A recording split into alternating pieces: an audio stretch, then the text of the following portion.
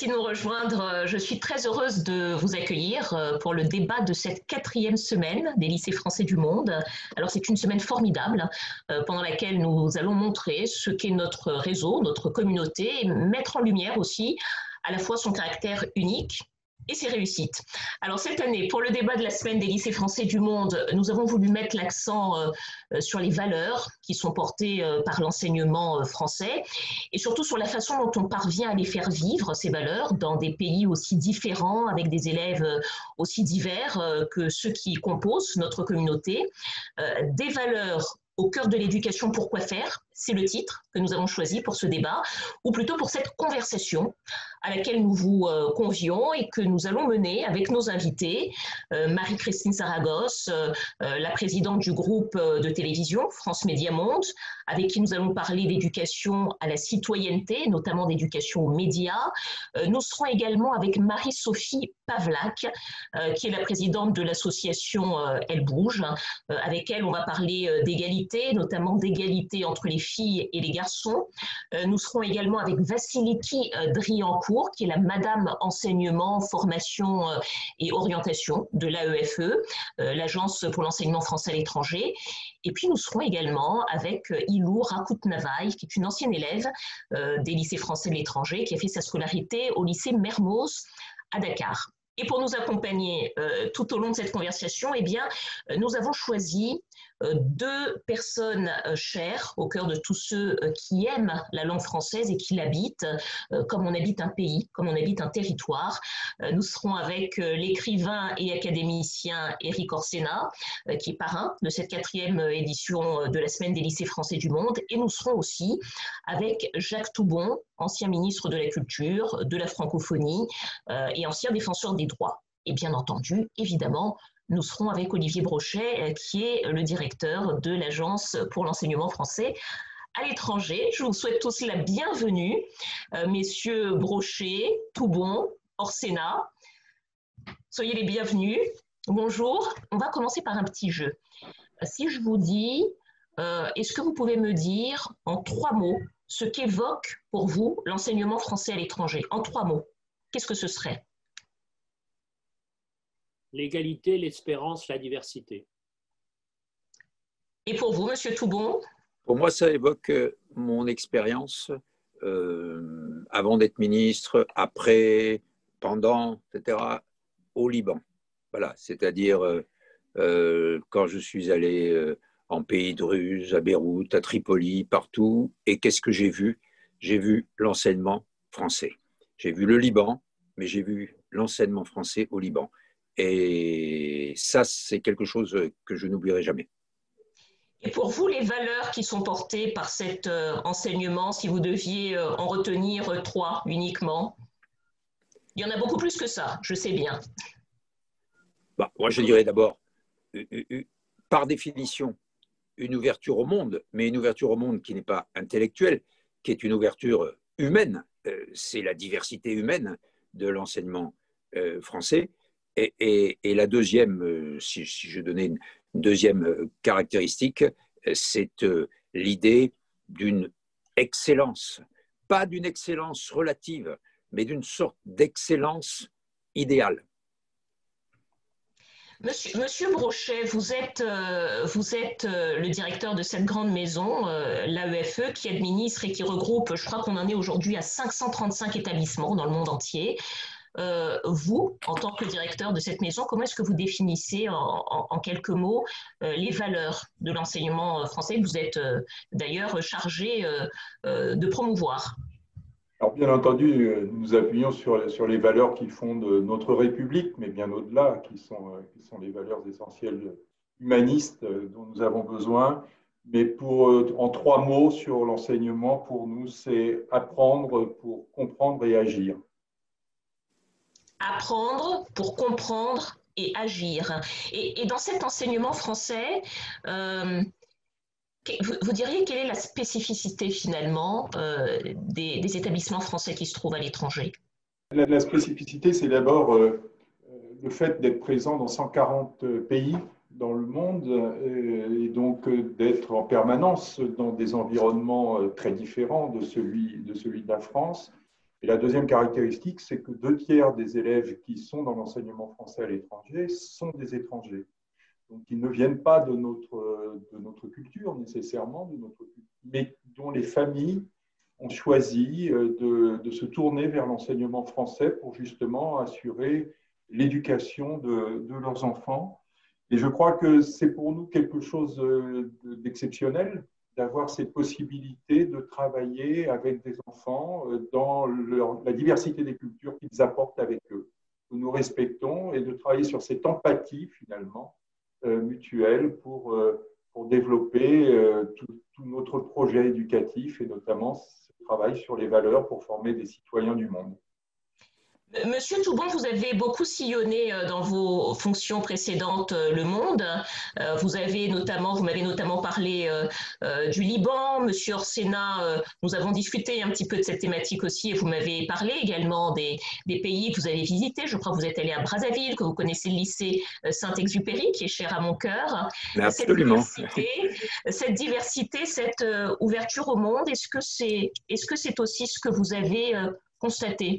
J'ai le sentiment de toutes ces expériences que l'enseignement français à l'étranger est davantage que d'autres systèmes américains, allemands, italiens, britanniques, est davantage tourné vers l'universel à la fois dans, comment dirais-je, les idées qui passent à travers l'enseignement et en même temps, probablement avec une plus grande diversité. Et je pense que les deux sont liés. Il y a peut-être dans l'enseignement français, certains penseront que c'est un défaut, mais moi pas.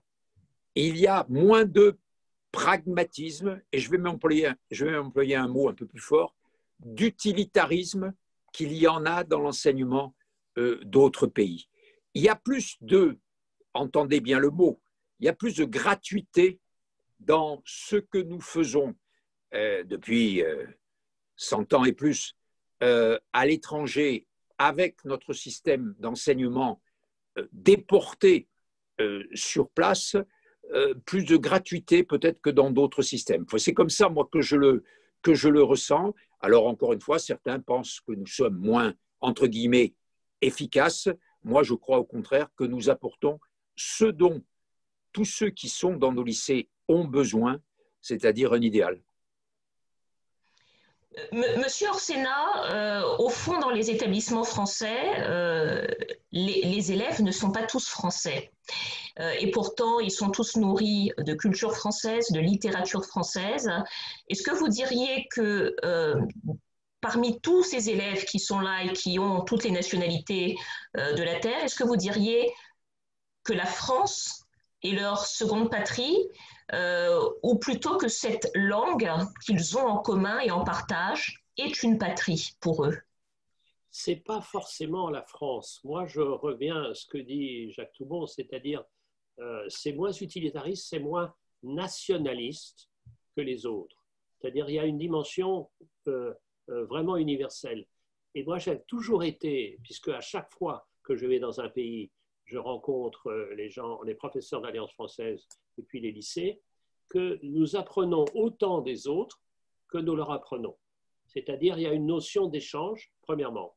Et deuxièmement, ce sont ces lycées qui ont montré, et c'était une leçon très utile, notamment à des institutions comme l'Académie française à laquelle j'appartiens, que nous, virgule, la France, virgule, n'avons pas le monopole de la langue française. Et que s'il n'y avait pas les autres, eh bien, la langue française serait dans le déclin, un peu comme notre économie. Et justement, grâce à ces lycées, grâce à cette communauté magnifique, nous sommes plus grands et plus divers que nous sommes. C'est ça l'objectif d'une vie, c'est d'être plus grand que soi-même, et donc plus divers que soi-même, et donc plus vivant que soi-même. Et ce qui me frappe, c'est que, vous voyez, à l'Académie française, je suis au fauteuil de Pasteur, et je suis l'ambassadeur du réseau international de Pasteur, de l'Institut Pasteur, c'est-à-dire 26 pays.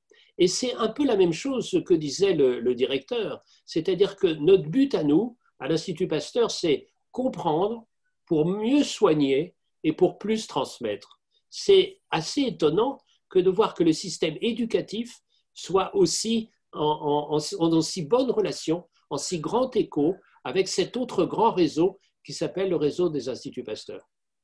Je trouve que ce que vient de se dire Éric, les mots qu'il n'a pas prononcés, mais que je prononce, de perméabilité, osmose, c'est-à-dire ce type de relation bilatérale.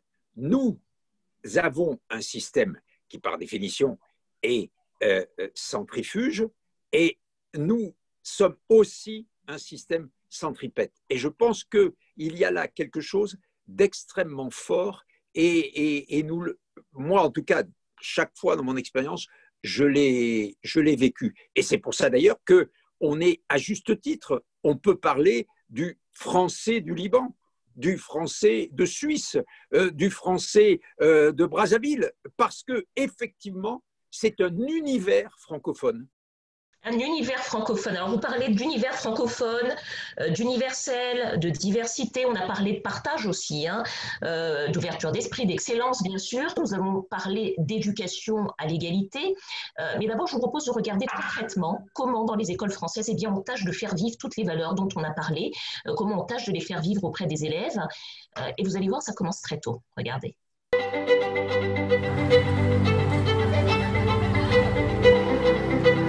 Les garçons et les filles sont égaux, pareils, différents. Les filles et les garçons, ils n'aiment pas du tout les mêmes jeux. Parce que les filles, des fois, ils jouent aux princesses, ils demandent aux garçons de venir, les garçons ne veulent pas. Ils les proposent de jouer au pistolet, ils ne veulent pas. Alors, ils sont complètement différents. Il y a des filles aussi qui sont plus fortes que les garçons. Ah, donc ça arrive que des filles... Alors, est-ce que tu as un exemple de filles, à un moment donné, qui étaient plus fortes que les garçons? Raphaël dit, c'est les garçons qui sont forts, les filles sont moins fortes. Vous m'avez dit également que, par contre, il y a des choses qu'on peut partager, que les hommes, les garçons et les filles aiment tous les deux. Le débat philo nous permettait de travailler sur les conceptions des enfants, qui sont aussi marquées par la culture locale. Il est intéressant en fait d'échanger sur nos différences de culture. Les garçons, ils sont un peu plus durs et les filles sont sentimentales et ils écoutent leur cœur, alors que les garçons, ils écoutent leurs esprits, ils sont un peu plus durs, quoi. La difficulté la plus grande qu'on rencontre dans cette pratique, c'est la posture de l'enseignant. C'est-à-dire que dans le débat philo, l'enseignant n'est pas là pour donner des réponses, il est là pour relancer la réflexion et amener les enfants à penser plus loin. Et donc il est très difficile, j'avoue, de ne pas donner de réponse et de trouver la question qui va permettre aux enfants d'avancer dans la réflexion. J'aime bien le débat philosophique parce qu'on peut s'exprimer, donner son point de vue, essayer de se mettre d'accord sans créer de conflit. On apprend des choses et en même temps, on donne beaucoup de réflexion. Et quand il y a des débats, ça permet à l'enfant de pouvoir mettre des mots sur des sentiments, des émotions, des sensations. Et je trouve que c'est important. Ça permet aussi de sociabiliser les enfants entre eux, d'avoir des approches, d'écouter l'autre, de pouvoir donner de l'espace à ses voisins. Des fois, on est limité à notre cadre familial, à notre entourage, à une même idée, état de pensée, et c'était bien d'avoir les idées extérieures. Quand ma fille m'en a parlé, j'ai été ravie, parce que pour moi, l'éducation philosophique, elle est essentielle pour aider nos enfants à exprimer leurs pensées, à mieux grandir, à développer leur esprit critique, leur esprit créatif aussi, et aussi l'ouverture d'esprit. Dans les débats philo, ce qui me plaît, c'est quand on parle de tout. On parle de jeux, on parle quand on s'est disputé, des rencontres, de l'amitié, de tout.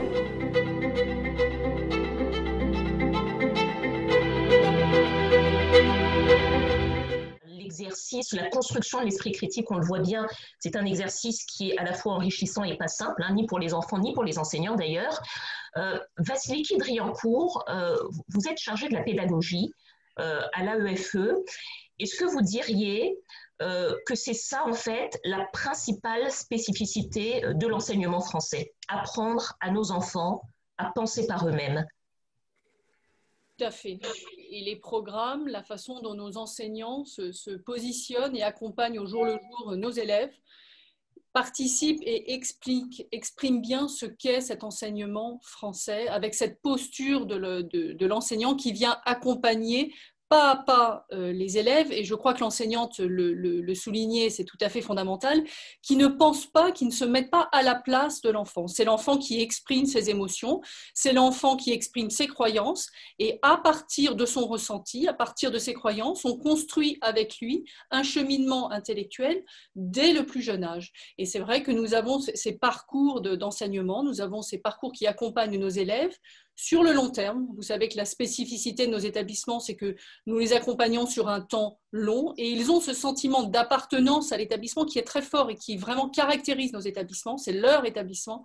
Et dans cet établissement, ils ont ce lien à l'altérité, ce lien au groupe entre pairs, et c'est aussi comme ça que nous travaillons l'égalité au savoir, l'égalité à l'orientation, l'égalité au choix, mais des choix consentis.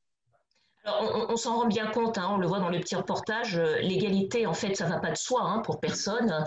Il faut avoir été éduqué à cela, au fond. Comment est-ce que vous faites, vous, pour faire passer cette éducation à l'égalité?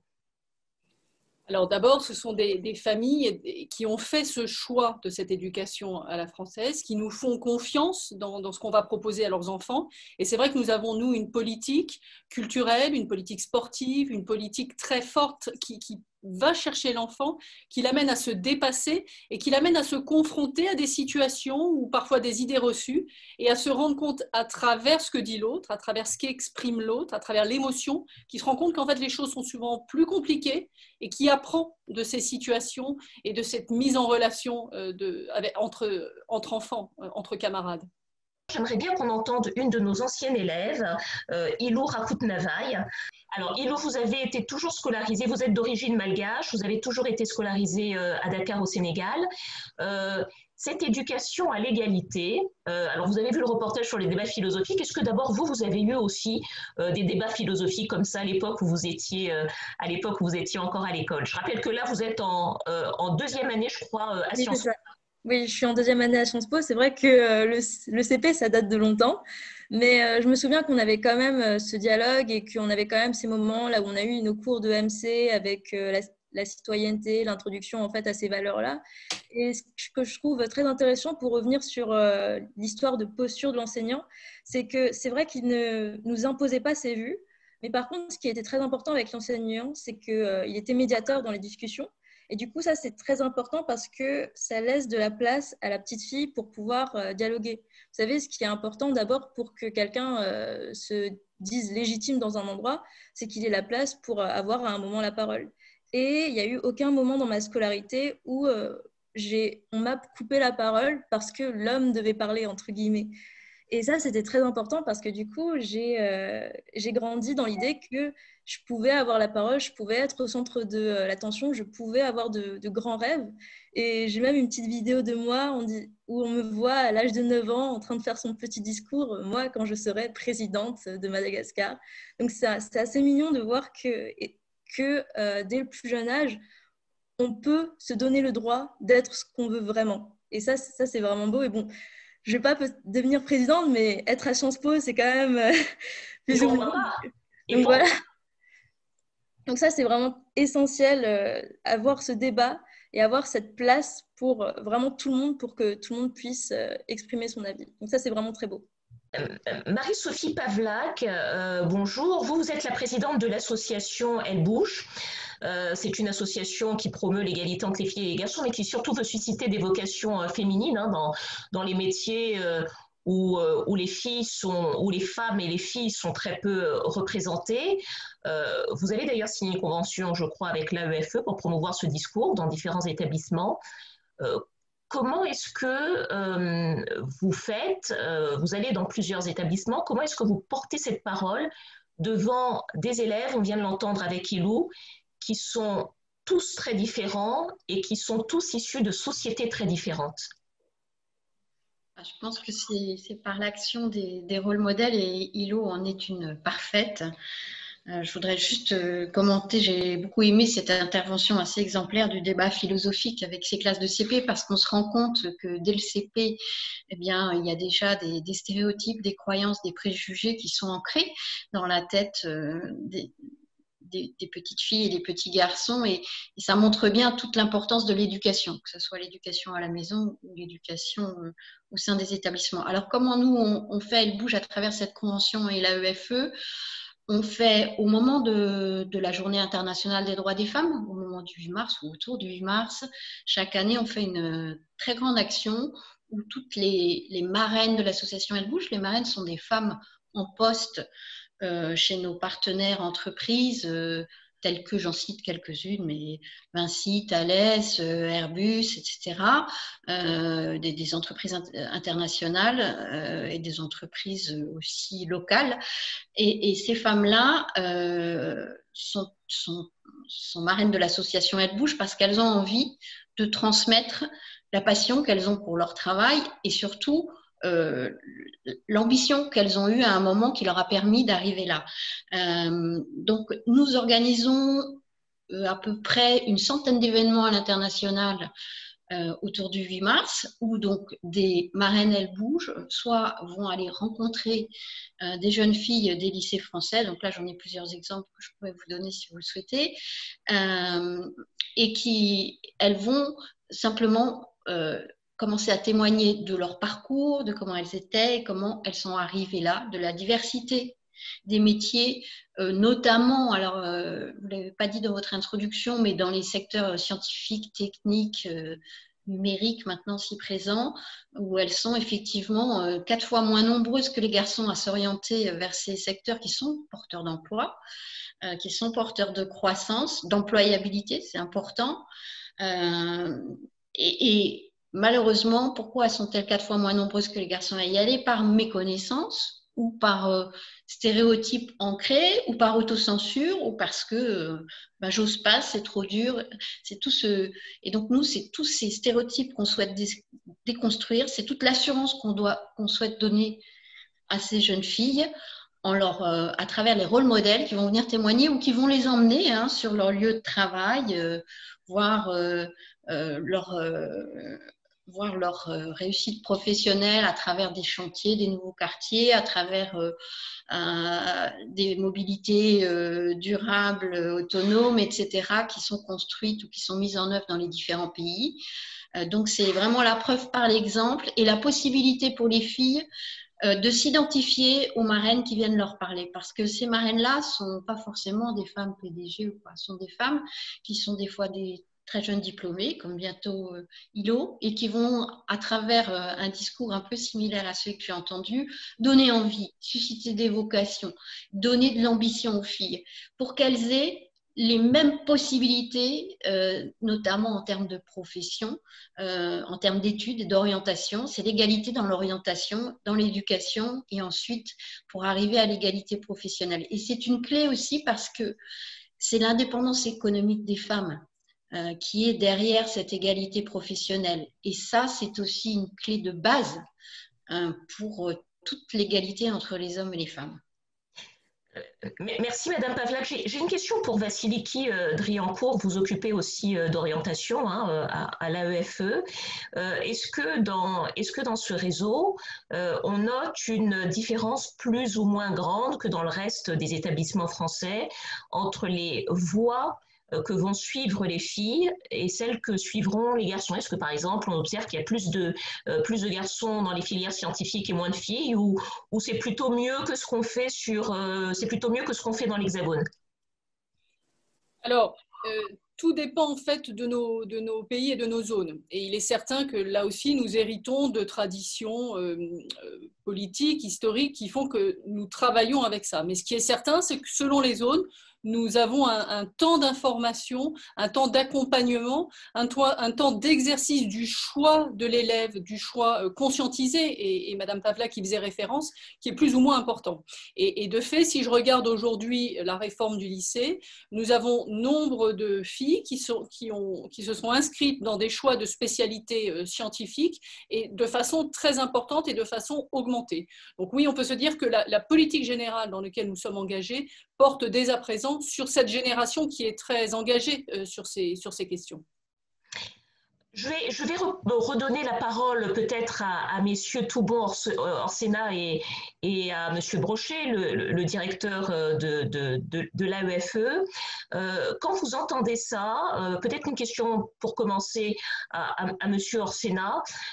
Est-ce que vous avez le sentiment que la langue dans laquelle on va étudier et apprendre, est-ce que finalement elle impacte notre vision du monde et notre capacité à se voir comme des égaux? Oui, bien sûr, mais d'abord je voudrais faire une première remarque, parce que ce que j'entends là me réjouit. Et je serais ravi qu'on change le nom de CP en centre club philosophique. Monsieur Brochet, ce sont de formidables compliments pour votre réseau, ça. Pour moi, comme directeur de l'agence, c'est toujours assez paradoxal d'entendre à la fois parfois le mal que l'on peut dire de l'éducation nationale en France même, et Dieu sait que l'éducation nationale se bat sur tous les fronts pour régler beaucoup de problèmes sociaux et permettre au plus grand nombre d'accéder justement à cette culture indispensable. Et en même temps, effectivement, le succès de l'enseignement français à l'étranger, où nous sommes en croissance depuis maintenant des décennies. Nous avons des demandes croissantes de familles qui veulent rejoindre, parce que je crois que ce point-là que nous soulignons au travers de cette formation à l'égalité, qui est tout sauf asséner des valeurs, c'est les faire vivre et dans le dialogue, dans le respect des autres, sentir cela en soi, à quel point c'est fondamental pour vivre bien en société. Et je crois que c'est ça qui porte vraiment l'enseignement français à l'étranger, au-delà de son excellence qui est reconnue partout, mais d'autres systèmes sont aussi excellents sur le fond. Mais je crois que vraiment c'est une spécificité de l'enseignement français. En tout cas, c'est un enseignement et c'est un réseau auquel semble adhérer, vous venez de le souligner, de plus en plus de parents, puisqu'il est en train de se développer, il est en train de croître. Et puis, on a beaucoup d'anciens élèves qui sont à leur tour devenus des parents d'élèves. Dominique, je ne veux pas me substituer à la modération, mais est-ce que je peux faire observer que notre académicien, maître Éric Orsena, a commencé par une petite remarque et il avait derrière une idée à développer. Peut-être qu'on pourrait lui laisser développer l'idée complètement avant. Monsieur Orsena, je crois que pardon. C'est pédagogique, comme on dit. Merci. Vous voyez bien l'efficacité du défenseur des droits. Non, ce que je voulais juste dire, c'est que la langue, n'importe quelle langue est mon pays. Vous comprenez, si on me disait tu abandonnes la langue française, mais en échange tu as une grande langue, et la plupart des langues sont des grandes langues, je serais triste à mourir, mais j'aurais perdu un univers contre un autre univers. Mais si on me dit tu abandonnes ta langue française pour les 340 mots qui permettent juste de survivre, c'est pas possible. Et qu'est-ce qui fait vivre la langue? C'est évidemment tous ceux qui la parlent. La langue est propriétaire de personne. Et donc, quand vous avez tellement d'enfants du monde entier qui parlent la langue, c'est la seule solution pour la langue de continuer à vivre. Et moi, comme je vous ai dit, cher Dominique, comme je vous ai dit, je fais mon marché dans la francophonie. Je réveille ma langue en écoutant ce qui s'est dit ailleurs, dans ces inventions incroyables. Et la langue est vivante. Ce n'est pas une sorte de patrimoine figé. Et qui donne cette liberté et cette possibilité, c'est vous. Et moi, très souvent, quand je vais dans les classes en France ou un peu ailleurs, je leur dis, mais vive le FLE. Je suis un adepte du FLE, le français langue étrangère. Parce que quand on a sa langue étrangère, ça veut dire qu'on est, encore une fois, c'est mon leitmotiv, ma devise, il faut être plus grand que soi. Autrement, on est bien plus petit. Mais ce que vous dites de la langue est absolument passionnant parce qu'effectivement, les parents d'élèves, quand ils mettent leurs enfants dans les établissements français, c'est bien sûr parce qu'ils ont envie de leur donner cette langue française comme étant la leur et qu'ils s'approprient cette langue française. Et puis, ils viennent aussi, on l'a déjà un petit peu entendu dans le reportage sur le débat philosophique, ils viennent aussi parce qu'ils ont envie de former des citoyens, parce que, nous disent-ils, cet enseignement français forme des citoyens. Et c'est la raison pour laquelle, comme je le disais, certains anciens d'élèves deviennent aujourd'hui des parents d'élèves et ils vont nous expliquer eux-mêmes pourquoi. On va entendre le témoignage de Guillermo Perdomo et Carolina Perdomo, père et fille, tous deux anciens élèves et parents d'élèves du lycée Louis Pasteur de Bogota, en Colombie. On les écoute. Louis Pasteur, Louis Pasteur. Louis Pasteur. Et vous allez nous en redire un petit mot juste après qu'on les ait écoutés, monsieur Orsena. Bonjour, je m'appelle Guillermo Perdomo. La France a toujours représenté les idéaux de liberté et de valeurs républicaines. Je pense que cela a été la raison principale pour que mon père, qui était un libéral d'esprit, décida de me scolariser au lycée français Louis Pasteur de Bogota en Colombie. En plus, la solide réputation de l'éducation française a certainement contribué à son choix. Aujourd'hui, 46 ans après avoir reçu mon bac au lycée Pasteur, je remercie mon père d'avoir pris cette décision qui a été fondamentale pour mon avenir et pour celui de ma famille. Ce que je suis comme personne et comme citoyen, beaucoup plus qu'à l'université ou aux expériences vécues, je le dois à l'éducation reçue au lycée français du Pasteur de Bogota. Et c'est pour cela qu'à mon tour, je décidai de scolariser mes enfants à la même école. Bonjour, je m'appelle Carolina Perdomo, je suis la fille de Guillermo. Je suis la deuxième à avoir étudié au lycée. À l'âge de 4 ans, mes parents m'ont déposé un jour à la porte de Facundo avec mon tablier à carreaux bleus et blancs. Pendant 14 ans, j'ai passé la plupart du temps au lycée et je remercie énormément tout ce que j'ai appris. L'esprit critique des anciens élèves du lycée est bien reconnu, même par les professeurs à l'université, qu'après avoir écouté les arguments lors d'une discussion, disaient souvent « Vous avez étudié au lycée français, n'est-ce pas ?» Le savoir-vivre et l'intérêt pour l'histoire et la géographie a abouti à la connaissance de plus de 40 pays. Voyager le monde en pouvant se communiquer dans la plupart, soit en espagnol, français ou anglais, c'est aussi grâce à l'éducation que j'ai reçue. Quand on était petite, ma sœur et moi, on parlait français quand on ne voulait pas que les gens autour de nous comprenaient ce qu'on disait. Et même aujourd'hui, on continue à le faire. Ma vie a été toujours entourée par la communauté des anciens élèves du lycée, mes amis, ceux de ma sœur et de mon père. Honnêtement, je n'envisageais mes enfants à aucune autre école que le lycée français Louis Pasteur. Et maintenant, ils sont en petite section ou moyenne section. Alors, on vient d'entendre Guillermo et Carolina qui sont Et vous avez remarqué, 46 ans après, l'imparfait du subjonctif. Hein. Absolument. Ça montre que l'enseignement français, c'est durable. Durable et d'ailleurs, mais peut-être vous allez nous le faire remarquer, Monsieur Toubon, on constate souvent que l'attachement au français, à la langue française, est encore plus fort dans certaines régions du monde qui ne sont pas la France, où des gens ont été scolarisés ou non d'ailleurs dans des établissements français. Comment est-ce que vous l'expliquez? Bien sûr, tout à l'heure, vous savez bien, dès le début, j'ai pris l'exemple du Liban, qui est un exemple magnifique de cette... on peut parler de mots de résistance, résilience, attachement, on peut employer tous les mots, mais il y a beaucoup de pays, ça a été le cas pendant longtemps, vous vous en souvenez peut-être, des pays de l'Est de l'Europe, lorsqu'ils étaient encore des pays communistes, par exemple, et l'enseignement français, la langue française, par exemple, je prends toujours l'exemple parce que je l'ai connu, à l'université de Bucarest, par exemple, était l'enseignement de la liberté, l'enseignement de l'horizon, en quelque sorte, alors que on avait des murs autour de soi. Et je crois que ça continue, à mon avis, au fur et à mesure où le monde change, à être très porteur pour notre langue. Éric l'a très bien dit tout à l'heure et vous l'avez tous dit, on ne dit pas les mêmes choses, on ne pense pas les mêmes choses et on ne dit pas les mêmes choses en français ou dans une autre langue. Et je crois que c'est probablement pourquoi des hommes comme Éric ou moi, très, très différents à beaucoup d'égards, nous avons combattu depuis des décennies et décennies avec ce même idéal, non pas de faire de la police de la langue, c'est ridicule, non pas de formater le français, mais au contraire, de permettre aux Français de continuer à faire entrer en lui la réalité du monde et de la restituer à travers les mots, la syntaxe et la beauté de la langue.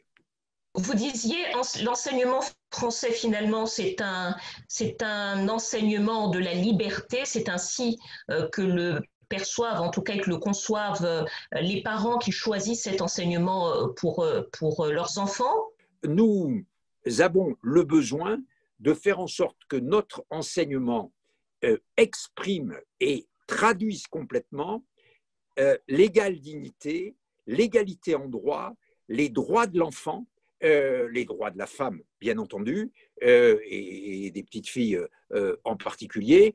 Et donc, on lutte, et ça c'était le boulot que je faisais jusqu'à il y a quelques mois, contre toutes les discriminations et qui peuvent être, je prends un exemple parce que nous l'avons traité, mais ça peut exister dans les établissements à l'étranger. Par exemple, les manières dont sont traités les gosses qui passent à conseil de discipline. Il faut être très attentif à ce que les gosses soient traités lorsqu'ils passent un conseil de discipline de manière égale, de manière attentive, conforme. Voilà, je le dis, c'est mon expérience et je crois qu'elle correspond complètement.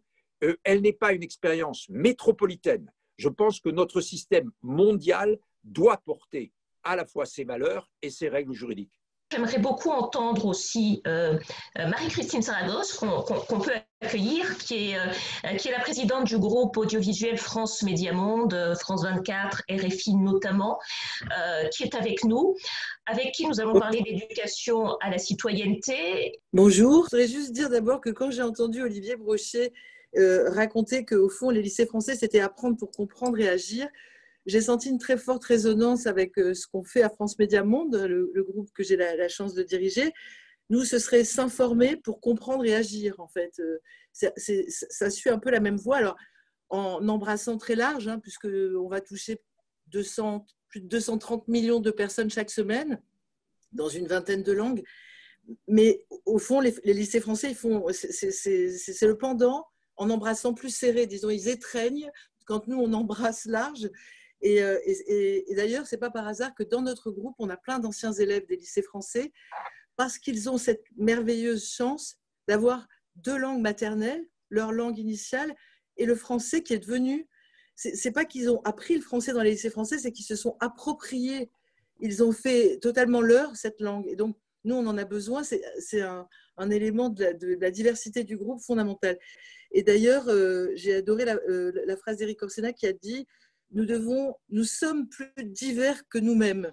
Et c'est ça qu'on cherche ici, c'est ce frottement, ce décentrement de soi pour accueillir l'autre, une part de l'autre en soi, et donc faire des liens et des ponts avec le reste du monde, et ce qui est lointain est ainsi plus proche. Je voulais aussi dire qu'en tant que PDG femme, puisqu'il y avait un débat fantastique sur l'égalité, j'ai adoré évidemment le petit film, je voulais juste dire que moi, je suis une fille qui a adoré les robes de princesse, qui adore avoir des émotions, et que le problème, ce n'est pas d'aimer les robes de princesse et de ressentir fortement des émotions, c'est le regard que pendant des siècles, on a porté sur ça. On n'a pas à renoncer à une partie de nous-mêmes, de notre différence, pour avoir accès à l'égalité. Les robes de princesse des garçons, c'est les maillots d'Mbappé. C'est ça, exactement. Un exemple, c'est le 20 novembre, là, il y a quelques jours, journée internationale des droits de l'enfant, la défenseure des droits, Claire Hédon, a publié le rapport annuel. Et ce rapport, cette année, j'avais commencé à le préparer et il vient d'être publié, il porte sur l'expression des enfants, le droit à l'expression, le droit d'être entendu. Ilou, est-ce que dans vos études, vous avez raconté tout à l'heure de façon très, très sensible combien ça avait été important de pouvoir prendre la parole et d'être considéré dans ses rêves et dans ses ambitions. Est-ce que vous avez le sentiment aujourd'hui encore, puisque vous êtes à Sciences Po, qu'il faut encore faire un effort supplémentaire? Alors, pour être sincère, j'avoue que je pense que le plus compliqué, c'est une histoire de tempérament aussi, puisque souvent, même si on essaie d'aller contre cela, on est quand même dans un monde où on apprend quand même aux filles à être avec des jeux plus calmes, à être plus posées, à être plus silencieuses. Ça se retrouve pas forcément dans l'éducation, mais ça se retrouve quand même dans les jeux qu'on achète et les émissions qu'on regarde. Il y a toujours des efforts à faire. Mais je suis quand même assez optimiste puisque il y a des femmes qui veulent avoir la parole, qui veulent ne pas se taire. Je pense que c'est un combat. C'est-à-dire, de toute façon, la liberté, c'est jamais un acquis. Ça se mérite en permanence, ça se conquiert. On ne peut pas considérer, tiens, voilà, ça y est, on est égaux, on est libre. Donc, non, c'est tout le temps. France Média Monde est finalement dans le profil des personnes qui y travaillent et dans l'importance que joue la diversité du regard est très proche finalement du réseau des établissements français à l'étranger parce que les gens viennent de partout avec des cultures, des langues, des religions, des origines différentes. Comment est-ce qu'on fait pour faire vivre ensemble et faire respecter des valeurs notamment comme la laïcité? Savez-vous qu'on ne peut pas traduire laïcité en anglais ou en arabe? Laïcité, les Anglais disent secularism.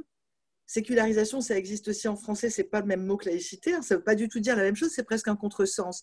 Et en arabe, je ne sais pas le dire, mais ça veut dire athéisme, ce qui est aussi un contresens.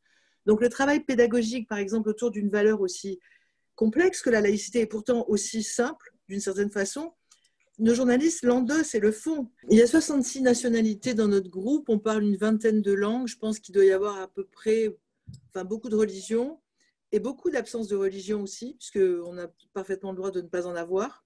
Et évidemment, notre mission, c'est justement de porter aussi, c'est de faire une information indépendante, libre, experte, vérifiée, honnête, impartiale autant que possible, en tout cas équilibrée. Mais c'est aussi de porter un certain nombre de valeurs démocratiques comme la liberté d'expression, l'égalité des hommes et des femmes et de tous les citoyens. C'est aussi de lutter contre toutes les discriminations et d'expliquer la laïcité. Ça fait partie de notre sorte de cahier des charges, de notre raison d'être. Et donc les gens qui viennent travailler ici, même quand ils sont étrangers, ils savent où ils viennent. Donc quelque part, il y a une adhésion aussi à ces valeurs. On a évidemment notre charte déontologique encadre le travail des journalistes et porte aussi un certain nombre de principes. Je trouve que c'est une tour de Babel qui est assez sympa et que je vis comme un privilège parce que on peut faire le tour du monde en prenant un ascenseur quand même en termes de langue et de culture. Et tout ça vit ensemble et partage des valeurs. France Média Monde fait beaucoup d'éducation aux médias dans les établissements français de l'étranger. Est-ce que vous pensez que c'est quelque chose d'absolument nécessaire, crucial pour former des citoyens? Il n'y avait pas, dans mon lycée, avant, il n'y avait pas de cours spécifiques pour l'éducation aux médias en général, mais on avait quand même des moyens de nous ouvrir à cet univers-là. Par exemple, toujours faire attention aux sources qu'on utilise pour être sûr qu'elles sont véridiques ou pas. Et j'avais aussi le journal du lycée dans lequel je faisais partie, qui était très important pour permettre aux élèves, aux enfants, d'avoir une place un peu dans le monde médiatique. Et là où c'est essentiel, c'est que cette éducation aux médias, ça nous apprend à ne pas écouter n'importe qui, n'importe comment et n'importe quand. Puisque souvent, la désinformation, entendre des informations qui ne sont pas véridiques et qui risquent de nous influencer, mais en nous donnant des idéaux qui ne sont pas forcément les plus sains, eh bien, il faut apprendre dès le plus jeune âge à les analyser, à les réfuter, à les remettre en question pour ensuite faire notre propre opinion dessus. Et ça, on ne peut pas juste l'apprendre en étant plus âgé, puisque c'est des réflexes. Vraiment, ce sont des réflexes qu'on doit avoir petit à petit. Nous, on est en partenariat avec un organisme qui s'appelle le Clémy, qui s'occupe justement des médias à l'école. Et en fait, il s'agit d'avoir un esprit d'enquêteur, de journaliste, de ne jamais prendre pour argent comptant ce qu'on nous dit. Alors, au fond, ça ne fait pas appel à des qualités si différentes que la philosophie ou les autres matières qui sont enseignées. Le sens du discernement, l'esprit critique, ce sont les points cardinaux de ce qu'on doit transmettre aux élèves. Déjà, comment on fait de la vraie bonne info? C'est le premier antidote à l'infox. C'est comment on construit une info équilibrée, certifiée, de terrain, etc. Tout ça, c'est le premier antidote. Donc, on a besoin de donner des outils aux enseignants, de les accueillir, d'avoir des journalistes qui vont dans les écoles. Et on reçoit aussi beaucoup d'élèves ici qui assistent à tout le processus de fabrication de l'info. Parce que quand on voit comment c'est quand c'est sérieux, on peut deviner que quand c'est pas sérieux, que ça ne l'est pas. Monsieur Brochet, Monsieur Orsena, je crois que vous souhaitiez dire quelque chose. Non, moi, je voulais donner l'exemple même de la force de la langue sur la pensée. Si vous n'avez pas le mot laïcité, vous n'avez pas la réalité de la laïcité non plus. Ben oui. Il n'y a pas le mot. Donc, on est au cœur de l'affaire. Donc, premièrement. Deuxièmement, l'histoire de Babel, pour moi, c'est une bonne nouvelle. Qu'est-ce qui se passe? C'est les êtres humains qui veulent construire une tour pour atteindre le ciel et ils parlent la même langue. Et puis, Dieu les punit parce que, au fond, il ne faut pas atteindre le ciel. Et il les punit comment? En leur donnant le plus beau des cadeaux. La diversité linguistique. Là, il a fait une connerie. Parce que c'était le plus beau des cadeaux, c'est-à-dire la diversité. Vive Babel! Et troisième remarque, moi, ce que j'écoute depuis ce matin, mais c'est une formidable expérience de la République. C'est-à-dire, on est ensemble. On est ensemble pour une cause commune qu'on va bâtir ensemble. On confond sans arrêt, nous, la démocratie et la République. La démocratie est un moyen, la République, c'est un but, c'est-à-dire comment on vit ensemble. Je voulais repartir du propos de Guillermo, parce que je veux dire, à chaque fois que j'entends des parents d'élèves qui expliquent pourquoi ils ont choisi l'enseignement français, et quand eux-mêmes sont des anciens élèves, je trouve toujours ça assez émouvant. Et Guillermo exprimait vraiment en quelques mots très fortement les raisons pour lesquelles il était attaché justement à ces valeurs. Et il y a un mot qui est revenu, qui est venu naturellement dans son propos, et je dois dire que je l'entends presque toujours, partout où je me déplace, c'est l'attachement de ceux qui fréquentent les lycées français à l'étranger à la formation de l'esprit critique. Je l'ai entendu partout. J'ai été, dans un voyage au Liban dont parlait M. Toulon tout à l'heure, ceux qui me l'ont dit avec le plus de force, ce sont des sœurs qui dirigeaient des écoles confessionnelles sur programme français et qui m'ont dit à quel point elles tenaient à cet esprit critique et qui d'ailleurs accueillaient dans leur enceinte des enfants musulmans, etc. Donc là, on est vraiment au cœur de cette formation de l'individu auquel nous tenons. Et je crois vraiment que tout le projet éducatif français, ce n'est pas d'asséner des valeurs, c'est de les faire vivre. Et notre carte des 535 établissements français dans le monde, c'est 535 espaces de liberté que nous devons protéger, que nous devons faire vivre en permanence, des espaces de liberté, et donc où on respecte bien entendu toutes les opinions, où on en discute, on les débat, et puis des espaces aussi où on apprend la liberté. Et la liberté, ce n'est pas effectivement dire n'importe quoi, n'importe comment, et quand quelqu'un n'est pas d'accord avec vous, de lui taper sur la tête pour que ça rentre. C'est autre chose, et c'est vraiment ça qui est au cœur de notre démarche, y compris dans la formation aux médias. Et juste terminer en vous disant qu'on a aussi quelque chose de tout à fait original dans l'enseignement français à l'étranger, ce sont les jeunes reporters internationaux que des professeurs forment dans tous les lycées, qui animent des web radios, qui font des reportages, qui interviewent, etc., et qui échangent entre eux également à l'échelle du réseau, et c'est une magnifique formation. Et ils bossent avec nous aussi, d'ailleurs. Ils bossent avec France Média Monde, exactement. À l'échelle du monde, je pense qu'il y a une très très forte menace sur l'ensemble des principes démocratiques en raison du complotisme, et que donc la formation des esprits dès le plus jeune âge au sens critique et au discernement dans toutes les matières, mais en particulier pour l'enseignement, enfin l'éducation aux médias, ça devient un enjeu majeur pour que l'humanisme que nous portons et les valeurs démocratiques survivent à cette pandémie et au temps qui nous attendent. Parce que franchement, et y compris sur des choses aussi graves que des données médicales, là, ce qu'on a vu, nous, on a dû lutter contre des choses qui mettaient en danger la vie des gens, cette fois-ci, pas seulement leur pensée, mais leur vie même.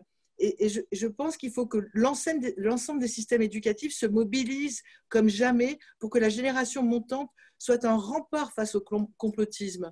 Ilou, je vous voyais réagir à ce que disait Marie-Christine sur le complotisme. Sur Facebook, il y a ces informations qui sont parfois un peu manipulées. Et j'ai remarqué que c'était souvent mes grands-parents, par exemple, qui me partageaient beaucoup de fake news de sites qui sont un peu mal faits, un peu grossiers. Et ce qui est intéressant, c'est que du coup, on pourrait gagner de cette éducation aux médias, avoir les enfants qui pourraient apprendre ces outils et qui pourraient enseigner aux parents, aux grands-parents, pour que on puisse rattraper en fait le temps perdu de l'éducation à l'information qui n'a pas été faite avant en fait. Parce que là, venez à l'académie, Ilou, venez à l'académie française, c'est tous les jeudis à 15h. Après, je vous donne une petite leçon. Je note. Mais tu as raison sans doute pour dire que ce n'est pas seulement les jeunes qui sont frappés, mais c'est vrai qu'on remarque aussi que le niveau d'éducation et la perméabilité aux fausses informations, aux manipulations, ne sont pas totalement décorrélés. Monsieur Toubon a été très discipliné, puisque je le fais attendre depuis très longtemps. Je crois qu'il voulait dire quelque chose. D'abord, c'est clair, laïcité, c'est clairement liberté. En droit, et il faut toujours revenir aux règles constitutionnelles en particulier, et aux principes qui sont contenus notamment dans la déclaration de 1789, qui est maintenant le préambule de notre Constitution. Dans le préambule de notre Constitution, et en droit, il est clair qu'il s'agit à la fois de la tolérance à la raison de l'autre, donc il n'y a pas d'idée, il n'y a pas d'idéologie, il n'y a pas de religion ou pas de religion qui soit supérieure aux autres. Il n'y a pas de possibilité d'être le suprême par rapport à un inférieur. Donc une sorte de tolérance à la raison de l'autre, et puis de l'autre côté, naturellement, simplement, la liberté de penser, de croire, de ne pas croire. Et ça, peut-être c'est difficile à dire en un seul mot en dehors du français, mais en réalité, c'est une réalité sociale et pour nous, une réalité juridique qui fait partie des principes fondamentaux de notre droit, mais aussi de notre civilisation et de notre état de droit. Tous les pays depuis, pour moi le tournant a été le 11 septembre, tous les pays depuis le 11 septembre 2001 ont pris une sorte de virage sécuritaire. Bien, on peut le comprendre, et nos démocraties sont des démocraties qui sont aujourd'hui moins portées sur le respect d'un certain nombre de libertés individuelles ou publiques fondamentales. Bon.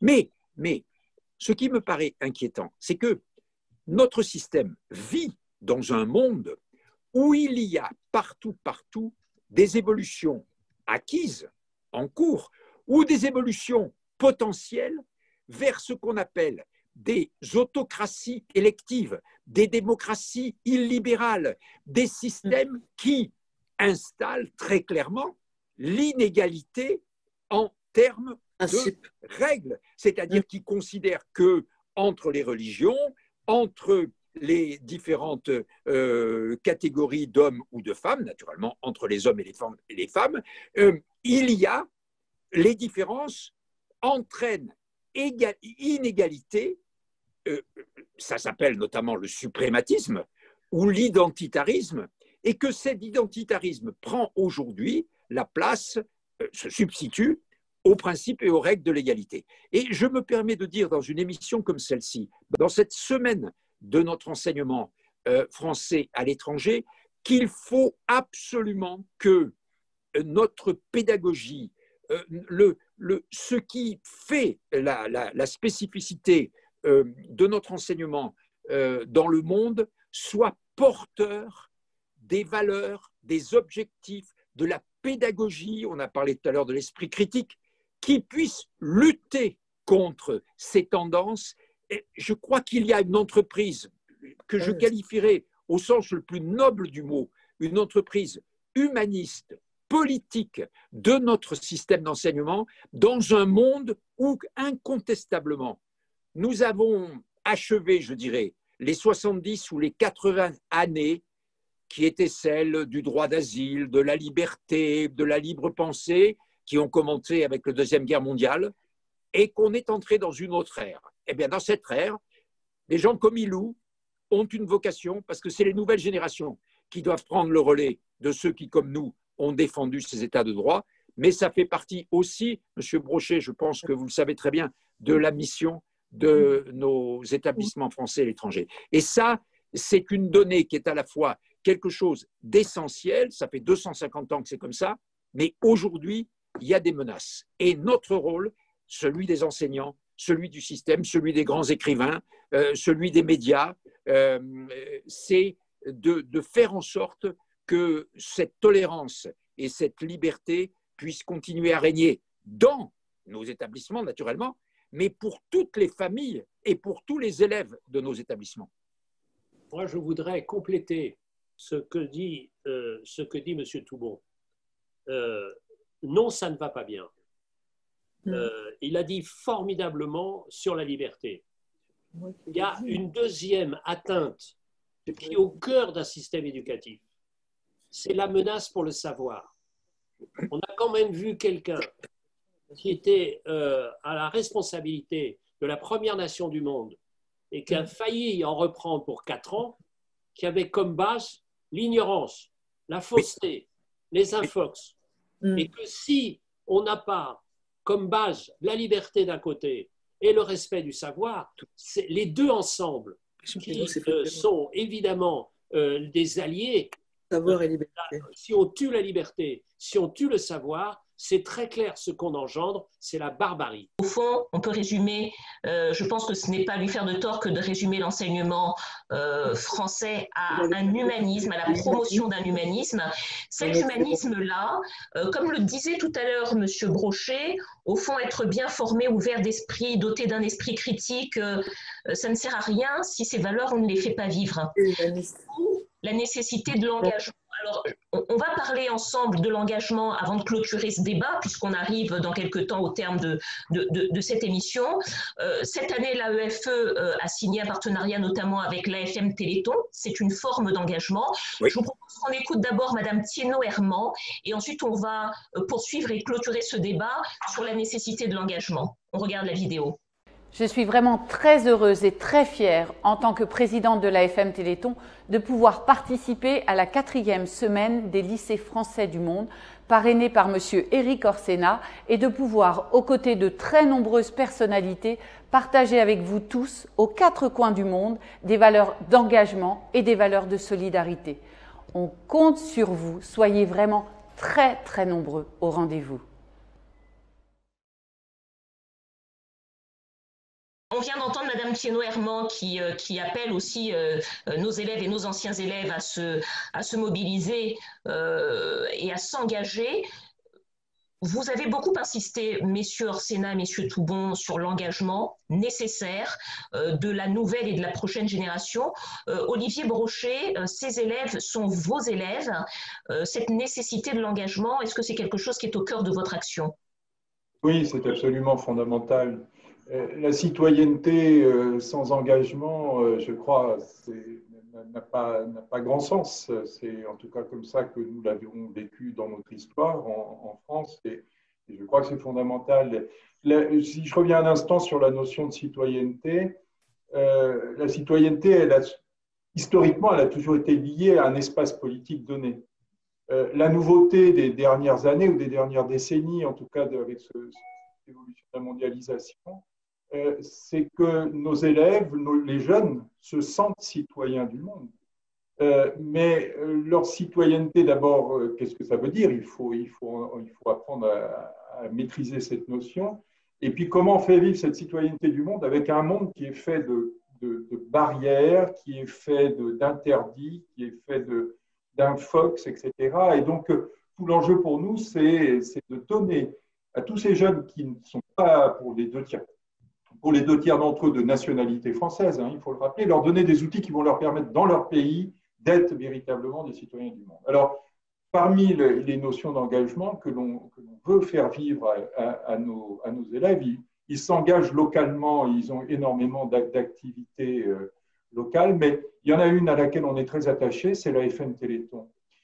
Pourquoi la FM Téléthon? Parce que c'est un partenariat ancien que nous allons renouveler. Là, je vais signer dans quelques jours la convention avec la présidente.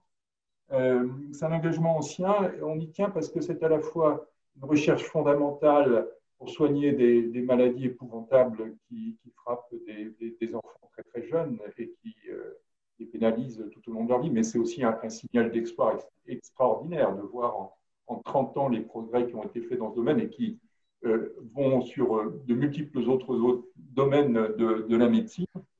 Et puis, la deuxième dimension que je trouve passionnante, c'est que l'on finance de la recherche scientifique française en France, mais qui accueille des chercheurs qui viennent du monde entier et dont les résultats, surtout, sont mis au bénéfice de l'humanité. Il faut savoir que le séquençage du génome humain, de l'ADN, qui a été réalisé pour la première fois au Généton, a été remis à l'UNESCO comme patrimoine mondial de l'humanité. Donc, ce sont toutes les raisons pour lesquelles nous sommes heureux, fiers d'être partenaires de la FM Téléthon, que nous engageons toutes les familles, les enfants, les lycées à se mobiliser avec nous autour de ce soutien à cette grande cause qui en a particulièrement besoin cette année parce que le confinement pose de vrais problèmes de financement pour eux. Et puis également, on se rappelle que le Généton a 30 ans cette année, comme l'AEF. Alors, engagement avec, par exemple, l'AFM Téléthon, engagement cette année aussi auprès des établissements du Liban et de Beyrouth qui ont été frappés par cette catastrophe que nous connaissons tous. Mais cet engagement, au fond, il est chez nos anciens élèves, et je dis nos anciens élèves puisque je fais moi aussi partie de cette communauté. Peut-être une question, Ilou, en tant qu'ancienne élève, est-ce que c'est quelque chose est-ce que l'engagement est quelque chose qui t'a été transmis et qui a été cultivé tout au long de ta scolarité? Il y a vraiment beaucoup trop d'exemples de choses qu'on pouvait faire à notre lycée pour justement nous engager. Et il y en avait vraiment pour tous les types de profils. Donc ça, c'était vraiment hyper intéressant, puisqu'on nous a très vite fait comprendre que pour que ça se passe bien, pour qu'on puisse vivre ensemble, que ce soit avec les professeurs ou avec l'administration, il fallait qu'on soit actif et acteur de la vie du lycée, en fait. Donc, ça ne se résumait pas juste à être délégué dans une classe, mais on avait des CEL qui s'occupaient de faire l'intermédiaire. On avait des représentants du lycée, on avait des personnes qui siégeaient au conseil de l'environnement, de la santé, de la citoyenneté. Et quand je dis qu'il y a vraiment tous les profils présents pour pouvoir s'engager, ça veut dire que moi, par exemple, j'avais un profil un peu plus artistique. Donc, je faisais plus d'activités artistiques, du style, je faisais du graffiti, je faisais du chant. Et ça faisait aussi partie de l'engagement qu'on pouvait avoir, puisqu'il y avait des événements ponctuels avec des semaines spéciales, par exemple la semaine contre le harcèlement, la semaine pour l'environnement, des semaines de type là où on pouvait organiser des événements, où je pouvais faire des fresques avec des graffitis, etc. Donc, vraiment, on est là, on va faire un environnement dans lequel tout le monde a sa voix, tout le monde peut participer, tout le monde a son petit talent, son petit truc qui va permettre de rendre la vie plus agréable, en fait. Et ça, c'est quelque chose aussi qui a fait que mes parents voulaient absolument, moi et mes parents, on voulait absolument continuer dans le lycée français. C'est que ça ne se trouve pas facilement partout, cette participation active avec les infrastructures aussi qui nous le permettent. Donc ça, c'était très, très important pour nous et c'est d'ailleurs ça qui a cultivé mon engagement encore aujourd'hui dans ma scolarité à Sciences Po. On a bien compris que l'engagement, ce n'est pas simplement pour occuper les élèves, les lycéens, c'est une façon d'exprimer sa citoyenneté, c'est une façon de porter et de partager les valeurs qui nous ont été enseignées. Et maintenant, j'aimerais bien qu'on se projette un petit peu dans l'avenir. Pour vous, quels sont les défis qui nous attendent, qui attendent nos anciens élèves, qui attendent notre communauté? Est-ce que vous pensez que nous avons les armes et les ressources pour affronter ces défis? Je me permets de répondre tout de suite parce que c'est dans la ligne de ce que j'ai dit tout à l'heure, implicitement, notamment quand je me suis adressé à Ilou, ce que je voulais dire, c'était que nous sommes dans la 4e ou 5e ère des droits. Il y a eu la Grande Révolution, il y a eu ensuite le début de la République, la fin du XIXe siècle, avec les grandes lois, notamment dont certaines sont un peu attaquées aujourd'hui, la liberté de la presse en particulier. Et il y a eu la grande période d'après la libération, les grandes conquêtes en matière de protection sociale en particulier. Et aujourd'hui, on voit, comme je viens de le dire, refluer tout ça. Donc, je dis que dans la nouvelle ère, c'est une ère de reconquête. Et la reconquête, elle ne peut être faite que par les nouvelles générations. Moi, je me porte vers l'avenir en disant qu'il faut dès maintenant s'arc-bouter et s'organiser pour mener ce qui est, je crois honnêtement, dans un combat, et pas seulement dans les 15 ou 20 pays qui sont en train de devenir des pays réactionnaires et illibéraux, comme on dit, ou identitaristes, mais partout sur la planète. Alors moi, je voudrais reprendre le principe qui est défendu par l'Institut Pasteur, qui est défendu par l'Organisation mondiale de la santé, de une santé, One Health. Parce que si l'environnement va mal, les végétaux n'iront pas bien. Si les animaux vont mal, les êtres humains qui appartiennent au règne animal n'iront pas bien. Et que dans la nature, il n'y a pas de frontières. Il n'y a que des interdépendances. Et donc, c'est cette ouverture-là qui doit être dispensée dans les enseignements. Et moi, ce que je vois dans ces lycées, c'est vraiment ça. C'est-à-dire que, d'une certaine manière, dans les classes, vous avez, il n'y a pas de frontières. Donc, c'est une santé comme, d'une certaine manière, un enseignement. Et moi, je vois dans cette communauté formidable des anciens, des alumni, comme on dit en anglais, cette communauté-là, elle est magnifique. Et moi, je préfère, si on prend une traduction assez simple, je préfère le grand livre des visages au petit Facebook. Merci, Éric Orsena. Marie-Christine, c'est à vous. Quand j'entends des débats comme ce matin, que je vois des jeunes femmes comme Ilou, je ne peux pas m'empêcher d'avoir le cœur en joie. Donc, alors du coup, c'est l'optimisme de la volonté qui l'emporte sur le pessimisme de l'intelligence pour moi. On a laissé sa place au pessimisme de l'intelligence, mais et j'ai dit moi-même, d'ailleurs, j'ai lancé ce débat sur le fait que la démocratie était menacée par le complotisme. Mais je n'oublie jamais que le monde d'hier n'était pas non plus terrible. Hein. C'est vrai, Jacques Toubon, évidemment, a raison sur les réfugiés, sur un certain nombre de libertés qu'on relativise aujourd'hui et qu'il ne faut pas laisser faire ça. Mais moi, en tant que femme, par exemple, j'aurais pas aimé naître dans la génération précédente où j'aurais pas eu le droit d'avoir un compte bancaire. J'aurais pas aimé qu'on me dise que c'était pas moi qui décidais de mon corps et tout ça. Donc, je veux dire, on ne progresse pas sans régresser sûrement, mais on progresse. On doit toujours se battre pour les idéaux et pour l'humanisme. C'est dans le mouvement qu'est le but même. C'est dans le fait de toujours les défendre et les porter qu'on les incarne finalement. Donc, il ne faut pas baisser la garde. Et je pense que les lycées français, c'est un lieu un peu... C'est presque douloureux de constater à quel point c'est peut-être exceptionnel, parce que c'est sûr que si les lycées français étaient le modèle éducatif mondial, pas seulement dans les lycées français, on ne serait pas très inquiet pour l'avenir de l'humanité. Mais bon, disons qu'en tout cas, au sein des lycées français, le travail qu'on voit, il est fantastique. On en a énormément besoin. Je ne suis pas sûre que la France en soit toujours assez consciente. Souvent, moi, je suis une grande fan, donc je ne suis pas sûre que les gens qui vivent en métropole mesurent l'importance fondamentale de ce réseau, comme d'ailleurs, ils ne mesurent pas toujours l'importance fondamentale d'avoir des médias portant ces valeurs républicaines à l'international en plusieurs langues. Je ne suis pas sûre non plus. Moi, je me dis qu'il y a sans doute des menaces, mais que la démocratie et la liberté finissent toujours par triompher et que les élèves des lycées français sont porteurs de ces valeurs fondamentales. Donc, je fais confiance en tout cas à tous les enseignants qui font un boulot génial. Je les salue et aux directeurs. Voilà, vive les lycées français comme modèle humaniste. Merci Marie-Christine pour cette déclaration d'amour, pour cette formidable déclaration d'amour. Peut-être Marie-Sophie Pavlak qui est avec nous encore et qui se bat, elle, beaucoup pour l'égalité, justement, des filles et des garçons. Marie-Sophie, est-ce que vous avez le sentiment que les choses progressent, avancent et que les défis à relever peuvent l'être? J'ai créé l'association Elle Bouge il y a 15 ans et en 15 ans, j'ai vu pas mal de progrès. Je pense qu'une des plus grandes armes, c'est notre motivation.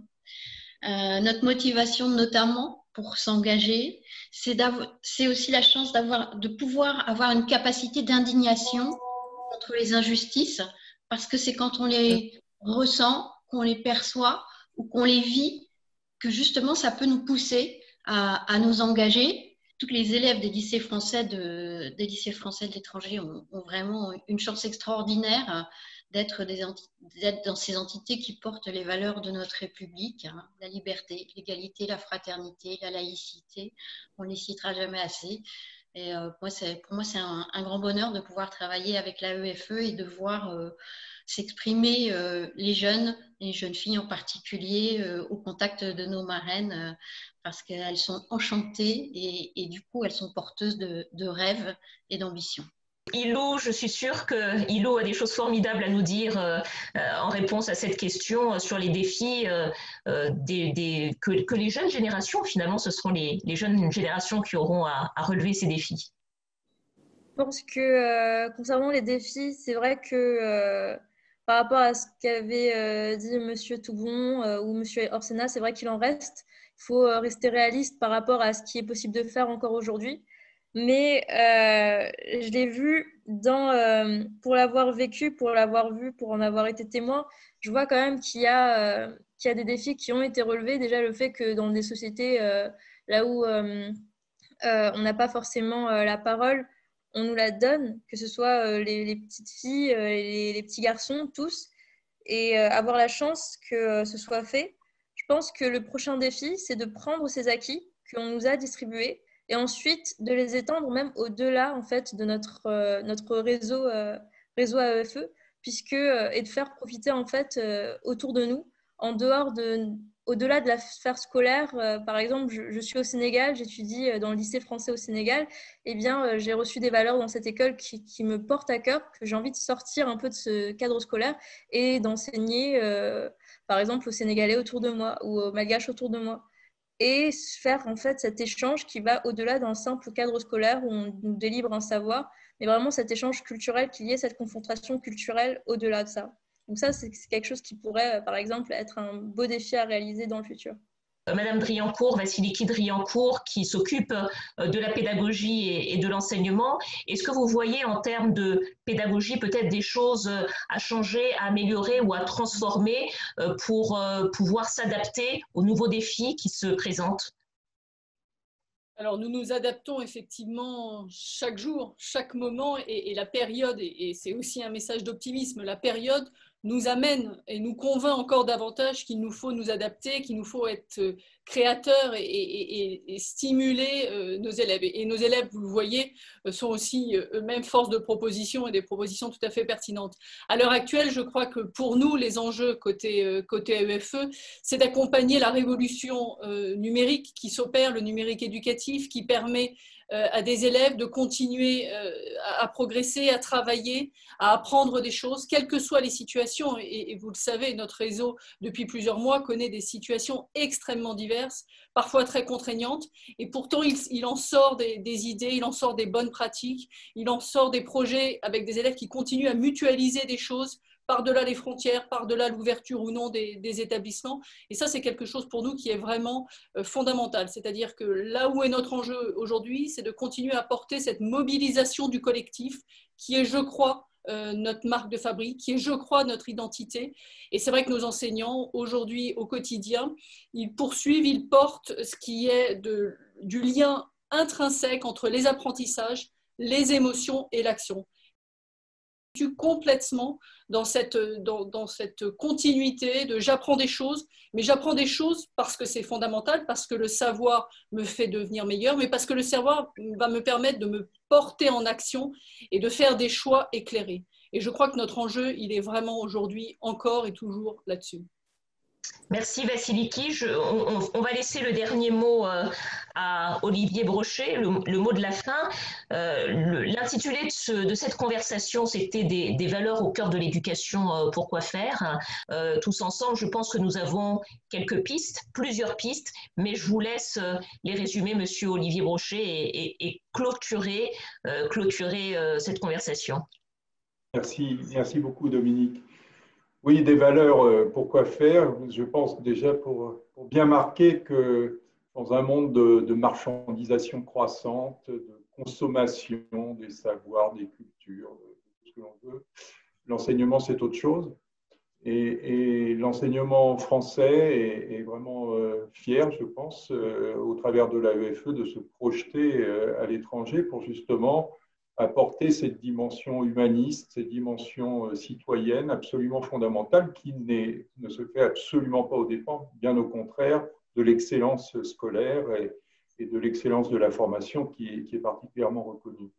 Alors tout cela nous met dans une position, je dirais, plutôt optimiste malgré tout. Cette année est particulièrement difficile. La crise sanitaire a touché le réseau de plein fouet et nous avons dû nous adapter. Et Vassiliki de Riencourt le disait à l'instant, il y a eu un énorme travail qui a été fait toute l'année pour continuer d'enseigner dans toutes les conditions le mieux possible. Et je crois que les signes d'espoir, d'optimisme, c'est d'abord que le réseau est bien résilient. Il a perdu certes des élèves cet été qui, dans les familles, n'ont pas pu revenir en poste ou qui sont touchés par la crise économique. Mais en même temps, nous avons de plus en plus d'élèves, de plus en plus d'établissements qui rejoignent ce réseau. Cette année, nous aurons pratiquement plus de 20 établissements qui auront été homologués, plus de 8000 élèves qui auront rejoint le réseau.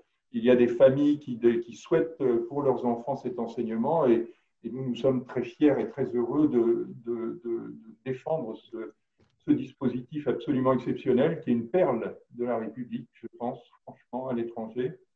C'est pas très important que le directeur de l'agence le dise. Ce qui est important, c'est que nos autorités en sont pleinement convaincues. Le président de la République, en mars 2018, dans un